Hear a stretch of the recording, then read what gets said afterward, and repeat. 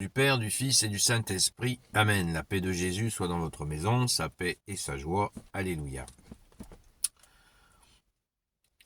Nous sommes dimanche, nous fêtons comme chaque dimanche ta résurrection, bien-aimé Jésus.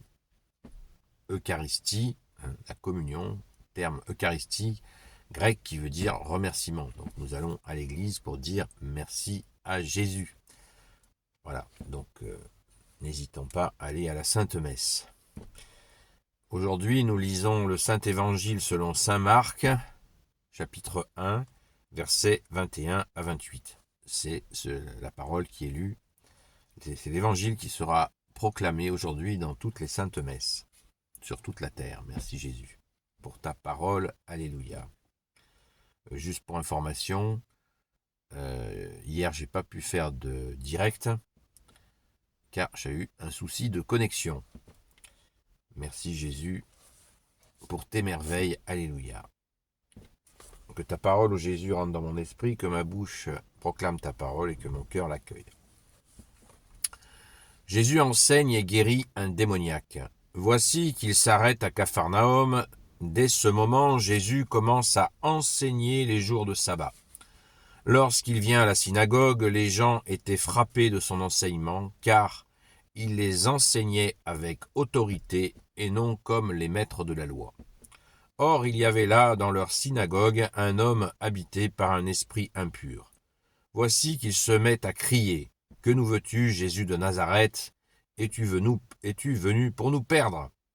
Je sais qui tu es, le Saint de Dieu. » Jésus le menace et lui dit « Tais-toi, sors de cet homme. » L'esprit impur le secoue violemment, pousse un grand cri et sort de lui. Tous sont stupéfaits et se disent l'un à l'autre « Qu'est-ce que cela ?» C'est du nouveau, cette façon d'enseigner avec autorité. Il commande même aux esprits impurs et ils lui obéissent. Très rapidement, sa renommée se répandit tout autour, à travers toute la Galilée. Amen. Merci Jésus pour ta parole. Les gens, verset 22, les gens étaient frappés de son enseignement car il les enseignait avec autorité et non comme les maîtres de la loi.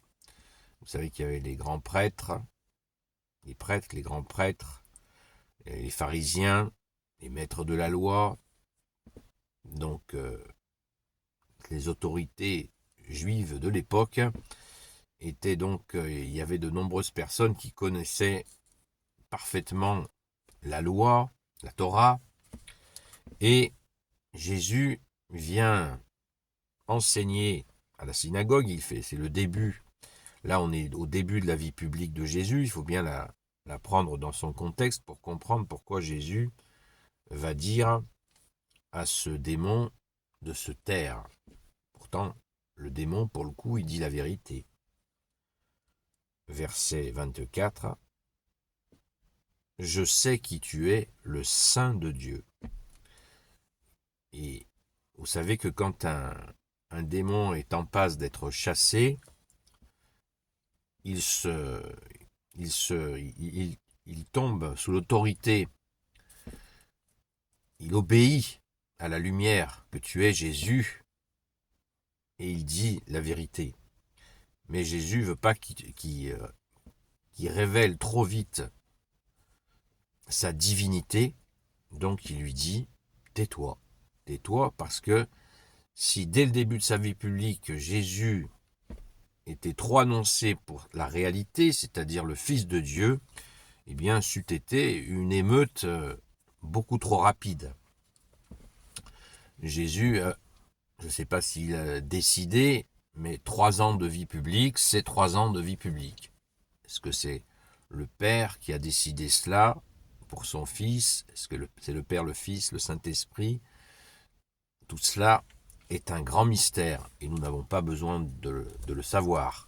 Par contre, nous pouvons comprendre factuellement, en prenant en compte le contexte, que effectivement, si Jésus avait annoncé immédiatement sa divinité, vous voyez la transfiguration, quand Jésus est devenu lumière, plus lumineux encore que le soleil, avec à côté de lui Moïse et Élie, qui représente la loi et les prophètes, pour nous dire que Jésus est à lui seul la loi et les prophètes, l'accomplissement, eh bien, il a montré qu'il est Dieu. Qu'est-ce qu'a dit Jésus à Saint-Pierre, Saint-Jacques et Saint-Jean qui étaient là, complètement saisis par cette vision qu'ils ont eue, cette réalité que Jésus est Dieu. Jésus leur dit, ne dites rien jusqu'à la crucifixion, donc la résurrection. Voilà, donc Jésus il a été mollo. On a toujours aussi cette idée que si Jésus avait annoncé immédiatement sa divinité, ça aurait soulevé des foules gigantesques, et les Romains auraient certainement interprété ça comme une révolte juive, et ils auraient fait ce qu'ils ont fait en l'an 70, un peu plus tard, quand il y a eu une révolte, ils ont massacré des milliers de gens. Donc, voilà, Jésus, il va au rythme qu'il souhaite, et c'est pas un démon qui va lui commander le rythme que le Père, le Fils et le Saint-Esprit a décidé, évidemment.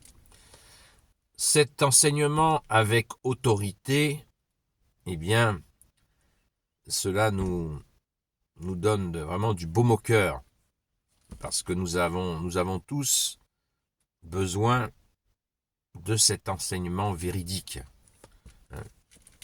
On trouve l'autorité quand on voit quelqu'un où on sent que ce qu'il dit et ce qu'il fait, c'est la même chose. Alors que les maîtres de la loi, les pharisiens, les grands prêtres, le peuple savait qu'ils avaient des beaux discours, mais les actes derrière, bonjour. Et Jésus d'ailleurs le dénonce, on va le voir dans les évangiles suivants, vous le verrez vous-même en lisant l'évangile, que les mecs, c'était vraiment fait ce que je dis, pas tous évidemment, mais il y en avait beaucoup, c'était vraiment fait ce que je dis, pas ce que je fais, quoi. D'ailleurs, Jésus l'a dit clairement à un moment dans l'évangile, il dit, écoutez-les, mais ne faites pas ce qu'ils font. Voilà. Et Jésus a été très très précis sur leur attitude. C'est pas le sujet aujourd'hui, mais c'est des moments, il dénonce très très très très fortement merci Jésus.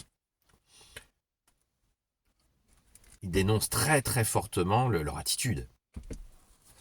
Alors, pensons-y. Hein. Essayons de mettre en accord ce que l'on dit avec ce que l'on fait. Ainsi, on gagne en crédibilité. C'est d'ailleurs pour ça que nos gouvernements, depuis 234 ans, n'ont aucune crédibilité. Parce que c'est que ça. Voilà, c'est la même chose. C'est fais ce que je dis, mais pas ce que je fais. On le voit tous les jours. Mais prions. Ça va changer. Jésus, tu vas sauver la France. C'est certain. Alléluia. Je vous souhaite un bon dimanche dans la paix de Jésus.